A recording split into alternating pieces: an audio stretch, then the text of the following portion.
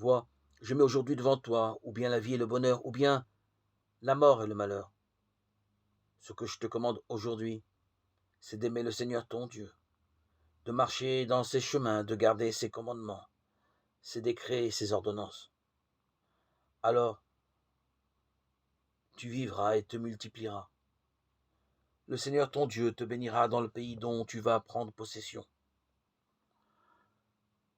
Contemplant un aigle dans le ciel du Sinaï, l'auteur du livre du Deutéronome, chapitre 30, versets 15-16, a remarqué la façon dont il accompagne le premier vol de ses petits. Il décrit en l'air de larges cercles. Ces cercles, largement déployés, permettront aux petits de se reposer en cas de fatigue. L'auteur biblique y a vu une image de la paternité de Dieu. Le Seigneur est comme l'aigle qui encourage sa nichée. Il plane au-dessus de ses petits. Il déploie toute son envergure. Il les prend et les porte sur ses ailes. Deutéronome 32, 11. Cela éclaire la phrase qui introduit l'alliance et le don de la loi par Dieu dans le livre de l'Exode.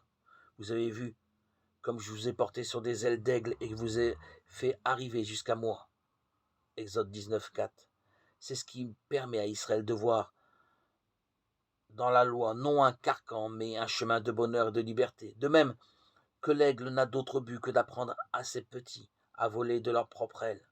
Dieu, en donnant sa loi, n'a d'autre but que le bonheur de son peuple. Seigneur, aide-nous en tout temps à accueillir ta miséricorde, à en être le témoin dans le monde. Donne-nous de prier pour ceux que la vie a durement éprouvés dans leur cœur ou dans leur corps.